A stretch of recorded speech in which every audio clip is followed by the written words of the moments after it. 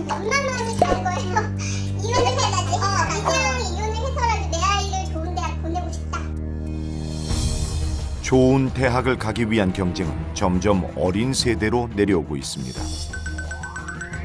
강남이지만 테헤란로를 사이에 두고 다시 태북과 태남이라는 신조어를 만들며 이른바 대한민국 교육 특구라 불리는 강남하고도 태남의 대치동.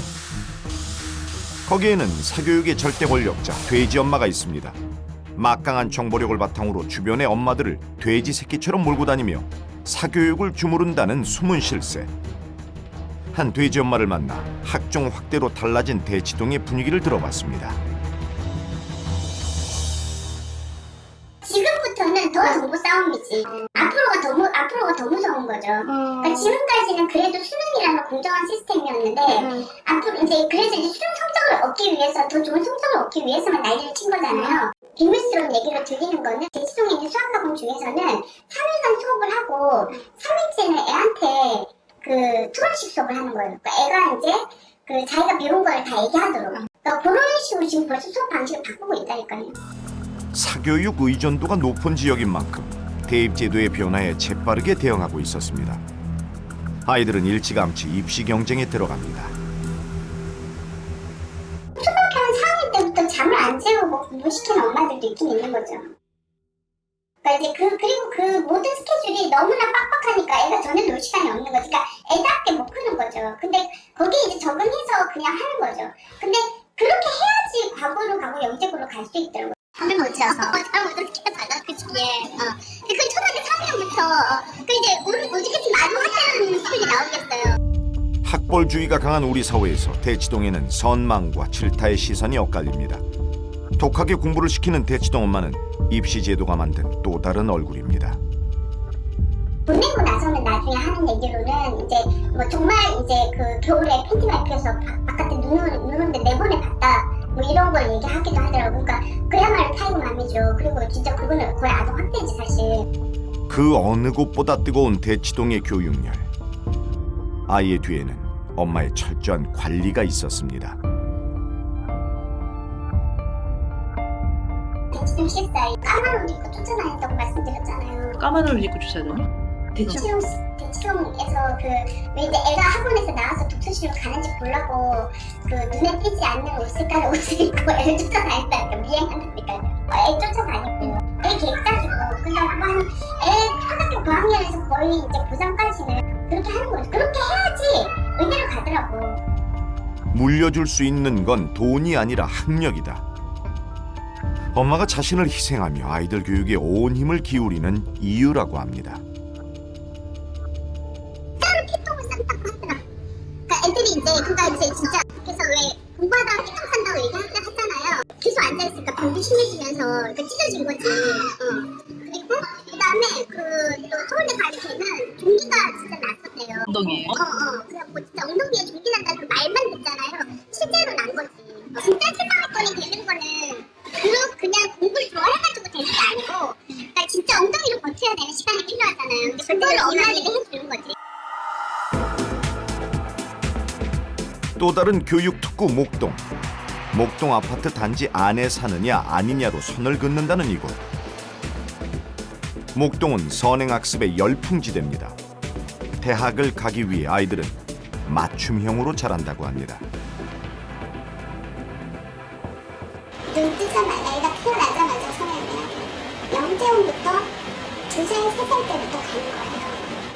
이미 초등학교 1학년 때부터 고등학교는 어디, 대학교는 어디를 목표를 두고 물론 그거를 막연하게 목표를 주는 부분이 있지만 그걸 구체화시켜서 실천하는 어머님들이 참 많이 계셨다는 거를 저희가 크면서 이제 6학년 때, 중3 때 이렇게 알게 됐거든요. 이른바 목동 코스가 있다고 합니다. 사교육 학원이 정해주고 계획해주는 길입니다. 결국에는 버릴 거 버리고 뭐 가구를 준비하는 애들은 이제 과하게 이제 우리 팬이라고 해서 우리 은혜죠. 그래서 아침 10시에 가서 밤 10시에 나오는 것들 이런 식의 또 거기에서 또 어느 정도 지나가잖아요. 그러면 이 바닥에서는 도저히 얘들을 가르칠 선생님이 없는 거예요. 그러니까 대치에 어떤 선생님이 유명하다거나 그러면 애들이 이제 같이로 많이 들어가죠. 가서 또 따라갈 수가 없으니 이런 주택가에 그때 시간이 12시간 넘는 시간이에요. 주택가에 오피스텔 같은 곳으로 요즘은 이제 밤늦게까지 못하게 하니까 거기에서 애들이 모여가지고 새끼 선생님이 어느 위치에서 배운 거를 이제 학습을 시키고 특목을 준비하기 위해서 초등학교 3학년에 이미 수학 같은 경우에는 고등학교 과정을 공부하고 있다는 거죠. 중학교부터 고등학교 과정. 그래서 초등학교 6학년이 되면 이미 고등학교 3학년까지를 몇 바퀴 반복적으로 돌고 있다는 걸 제가 보면서 이렇게 하고 있구나. 정해진 코스를 이탈하거나 낙오되지 않기 위해 중요한 것은 엄마의 정보력. 돼지 엄마라고 얘기하잖아요. 그런 분들이 중간중간에 꼭 계세요. 그러니까 그런 분들은 본인이 알고 있는 정보를 가지고 마치 어머니들 사이에서 계급을 쌓으려고 되게 노력을 많이 하시는 소수의 어머니들이 계시고. 누가 엄마한테 전화 받았어? 아니? 난 전화 받았는데 그 엄마 아무한테나 전화 안 해. 그 엄마의 중심으로 아이들이 공부 잘하는 아이들이 모이는 거예요. 그러면서 그 아이들이 상을 타는 어떤 대회도 같이 나가고 그러면서 아이들이 학교에서 주목이 되는 거죠. 이 틈에 끼고 싶은 엄마들이 있고 그걸 주변에 엄마들이 하는 게 아니라 다 엄마들이 해요. 아니 근데 그것도 잘 생각해야 되는데 잠깐 이용하고 버려요. 돼지 엄마를 중심으로 만들어지는 모임에는 누가 들어갈 수 있을까요? 일단 재력이 있어야 되겠죠. 내가 선생님 섭외한다고 아까 말씀하셨잖아요. 그러면 한 판에 뭐 200을 벌린다면 두 단 나눠야 되는데 그게 길게 가려면 재력도 있어야 되고 근데 말도 이렇게 비싸네 싸네 이 말 하면 절대로 안 돼요. 안 껴져요. 그거 같아요. 그러니까 아까 말씀드린 계급이라는 거는 정보가 어디까지 내려갈 수 있느냐에 대한 계급입니다. 고급 정보가 예. 어디까지 그러니까 중주까지 갈 수 있느냐 아니면 신화까지 내려갈 수 있느냐 아니면 저기 농민까지 내려갈 수 있느냐 그 정보의 싸움입니다. 그러니까 자기들만 아는 군주에서 농민까지 계급으로 구분되는 정보 싸움에 아무나 들어갈 수도 없습니다. 언덕만 밀어야 해요. 여기는 일을 하면 다 왕따를 당해요. 네. 엄마들이 집에서 있어야 돼요. 어떻게든 엄마들 모임에 뛰어야 돼요. 그래야 이게 형성이 되고 아이들하고도 같이 어우러지게 되고 그게 굉장히 오묘하게 거기에 오해가 하나 있는 게 금방 알아채요. 빠집니다. 진짜 정보는 안 줍니다. 저희는 지방과 경기도 일원, 목동과 강남 대치동까지 입시를 준비하고 겪었던 엄마들을 두루두루 만나봤습니다.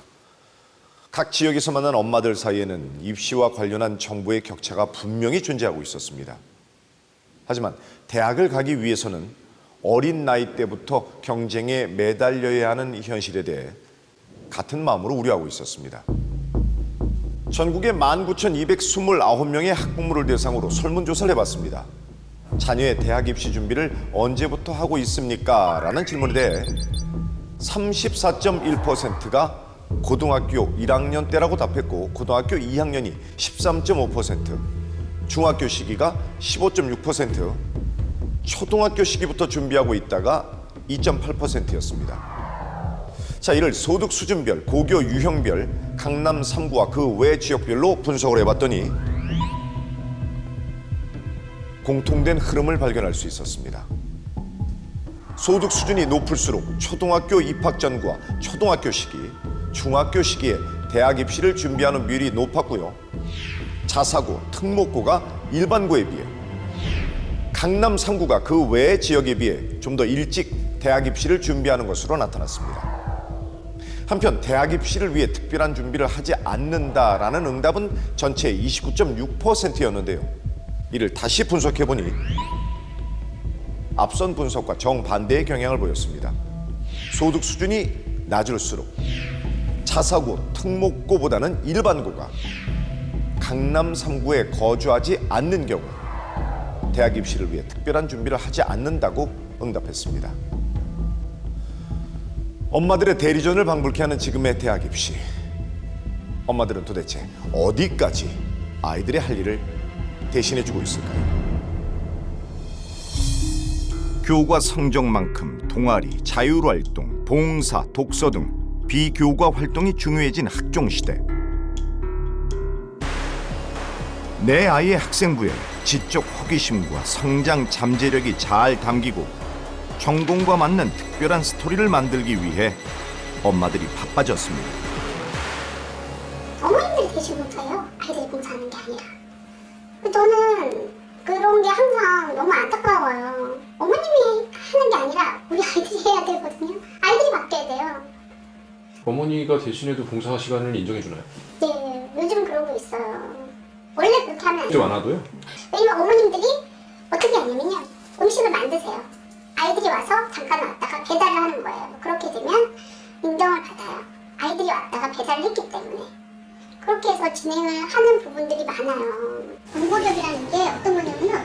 사실 봉사활동으로 가는 시대는 지났잖아요.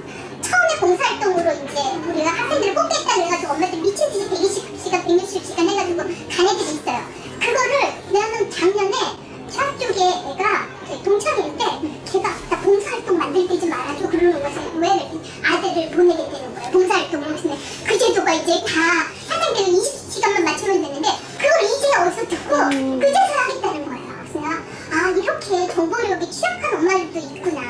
그러니 못 갈 수밖에 대학교를. 안 그래요? 입시는 생명이다 그러잖아요. 입시 수능 보고 난 다음에 입시 그 설명대를 간다는 거예요. 봉사 활동을 하는 장소와 내용은 부모의 사회 경제적 배경과 무관하지 않습니다. 그것이 학생부의 질적 차이로 이어진다고 합니다.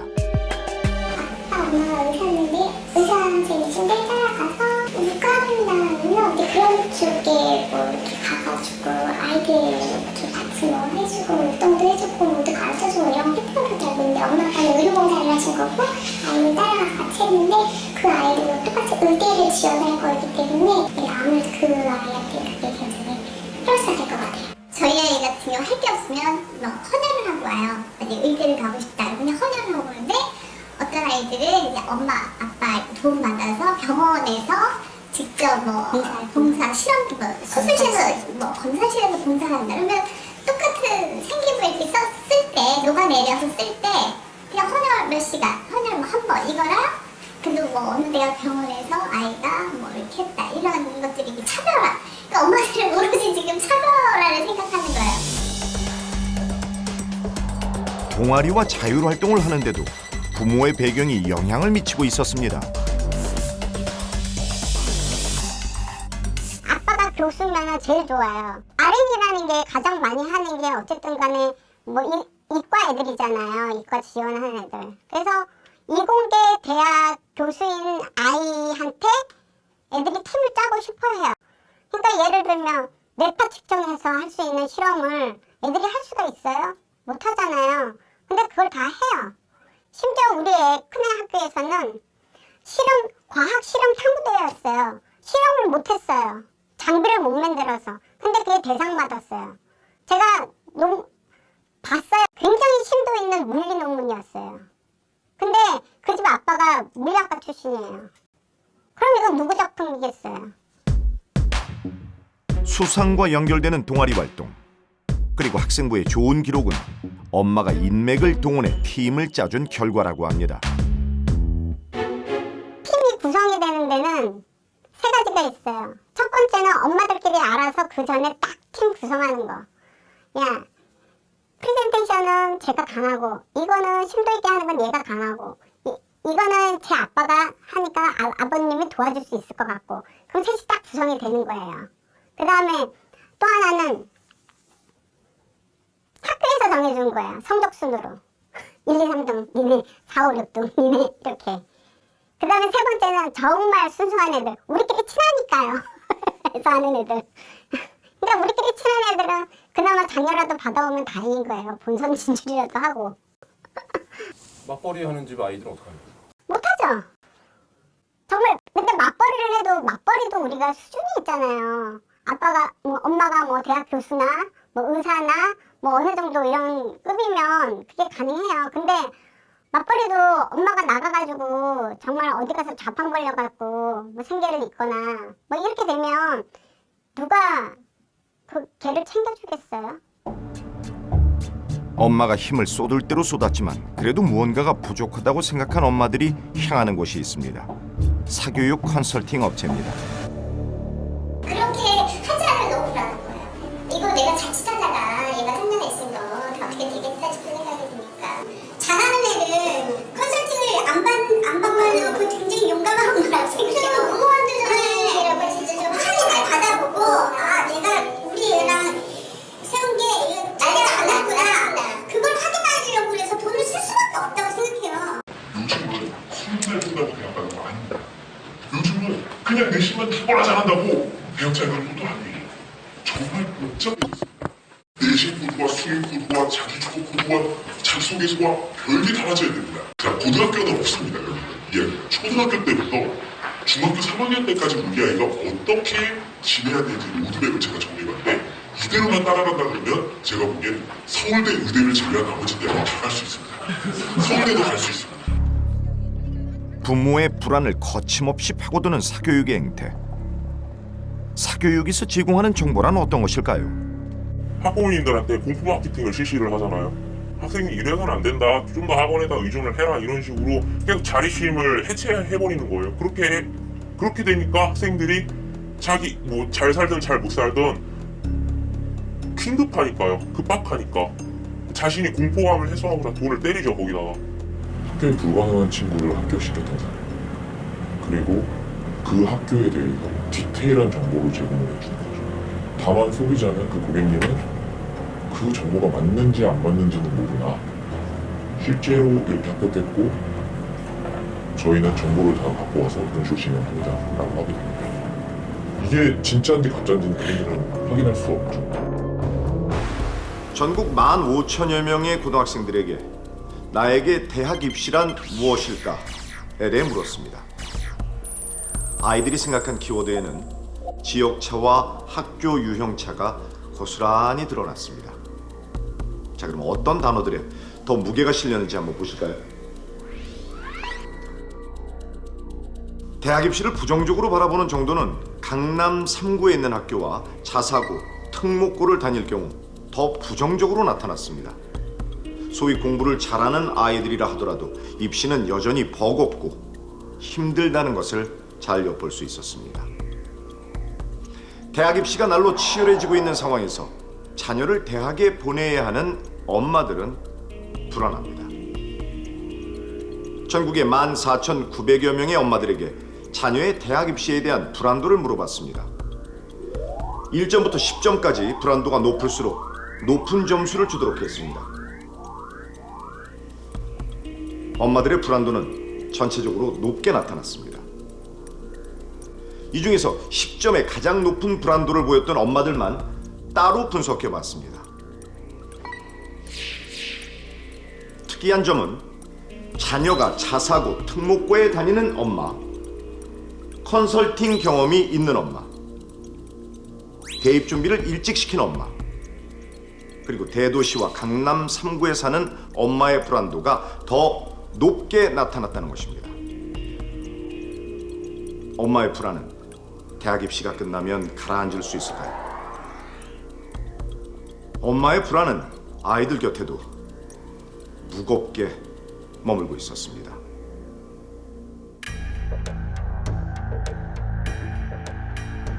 ADHD 치료약에 대한 기사를 꾸준히 써오던 김승한 기자.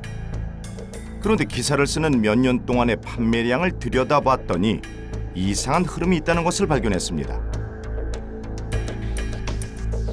그 정말 수능 직전까지 판매량이 그래프를 보면 급속도로 올라가거든요. 급속도로 올라갔다가 수능이 딱 끝나는 순간 내려가고 다시 또 3월 되면 하고, 이게 한 해만 그런 게 아니라 계속 매해 정말 똑같이, 그것도 점점점 판매량이 높아지면서 이렇게 나오니까.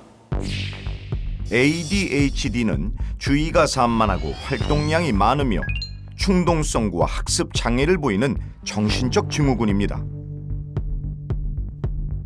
향정신성 의약품인 ADHD 치료제 성분은 중독성이 있어 전문가의 처방이 필요합니다. 하지만 속칭 공부 잘하는 약으로 알려지면서 문제가 되고 있습니다. 이런 약들을 계속 먹게 되면은 이 약들하고 상호 관계가 있는 약들이 있거든요.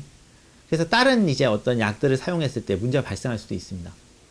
그래서 좀 신중하게 써야 되는 것이고, 그래서 환자한테 쓰는 거는 맞죠. 근데 환자한테 써야지, 이거는 일반 사람들이, 그 학생들이 어떤 시험을 잘 보거나 공부할 때 좀 더 집중력 올리기 위해서 사용하는 것은 매우 부적절한 것이고요. 집중력을 높여준다며 입소문을 타고 있는 ADHD 치료제. 우리나라에서는 특히 공부하는 중고생이 많이 먹고 있다고 분석한 연구자가 있습니다. 그 외국에서 특히 미국 같은 경우는 대학생들이 주로 먹거든요. 그래서 그와 관련된 이론들을 가지고 그 대학생들이 스터디피를 먹는 현상에 대해서 이미 검증이 됐었고, 이거를 국내에 적용을 해봐야 되는데 국내에서는 오히려 대학생들이 먹는 게 아니라 중고등학생들이 먹으니까, 그리고 한국의 특수한 사회적 상황들을 적용을 해보면 좋겠다 싶어서, 그래서 ADHD 약에 관심을 가지게 된 거고요. 중고생이 ADHD 치료약을 많이 먹게 되는 한국의 특수한 사회적 상황. 그것은 입시와 관련돼 있습니다. 박 연구원은 건강보험공단과 건강보험심사평가원의 10년간의 방대한 자료를 분석해 또 다른 사실을 발견했습니다. 소득 분위가 높을수록, 즉 소득 금액이 많을수록 ADHD 치료약을 처방받는 건수가 높아지는 것을 확인한 것입니다. ADHD가 기존에 알려지기로는 이제 저소득층에 더 많다고 알려져 있는데, 제가 분석해 본 바로는 뭐 유병률이나 아니면 처방 건수가 그 보험료 분위수가 높을수록 증가주의가 높거든요. 제작진은 국회 김민기 의원실을 통해 자료를 받아 2015년 ADHD 치료약의 전국 지역별 처방 건수를 분석해봤습니다.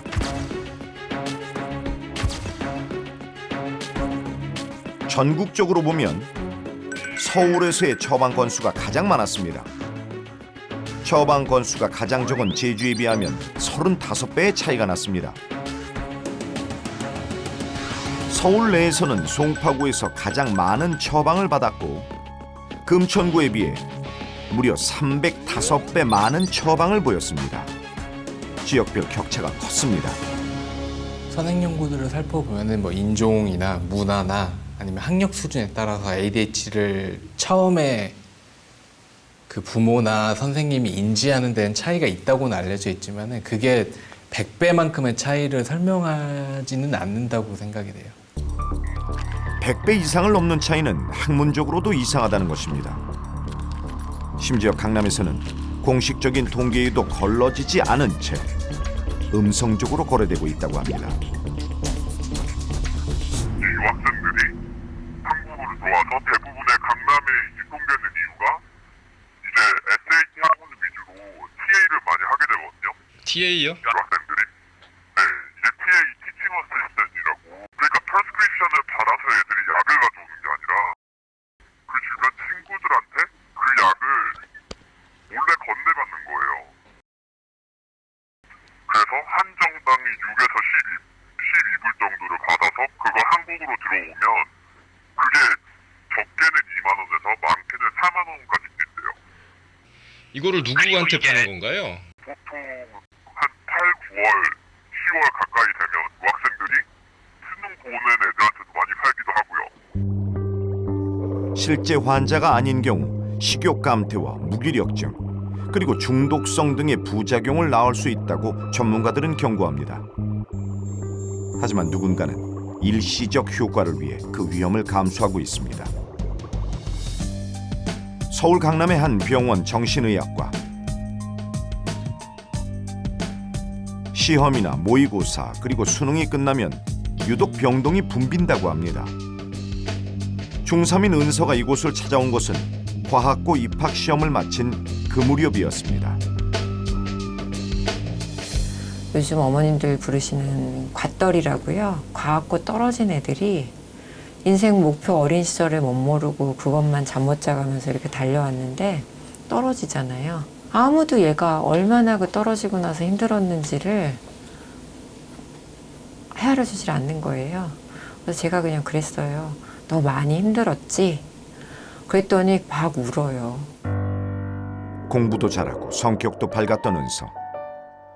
하지만 과학고에 떨어진 이후 이유 없이 배가 아프고 좋아했던 일들도 모두 싫어졌다고 합니다. 얘 말로는 5학년 때부터 자기는 사는 게 아니었대요. 그 영재고 스케줄로 달려왔는데 자기가 떨어지고 나니까 세상 허무하고 죽고 싶은 마음도 있고 그 다음에 얼마나 자존심이 셀 나이예요. 내 친구들은 같이 공부하던 친구들은 붙었는데 나는 떨어지고 그러니까 두문불출 외출도 못하고 이 어머님도 그 다음부터 동네 엄마들하고 연락 끊으시고 잠적이에요. 아 엄마가 나를 되게 수치스러워 하는구나. 바깥에 나갈 용기도 없고 엄마도 은서 못지않게 힘들었습니다. 그동안 고생한 것이 모두 의미가 없어져 버렸다고 생각한 것입니다.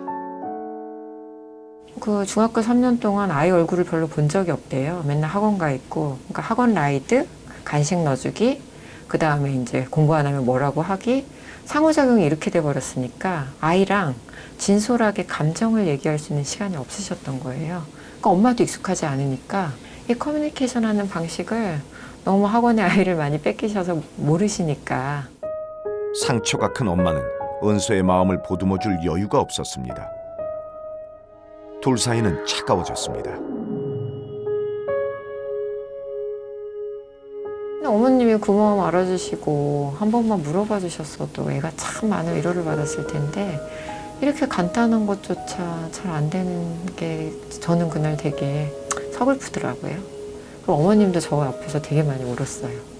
어머님도 굉장히 아이가 이제 그렇게 되니까 왜냐면 그 뒷바라지 하시려면 어머님도 잠 못 자고 뭐 각종 희생이 다 있고 그다음에 또 이제 어머님도 하신 얘기가 아버님들이 그렇게 뭐라 하신대요.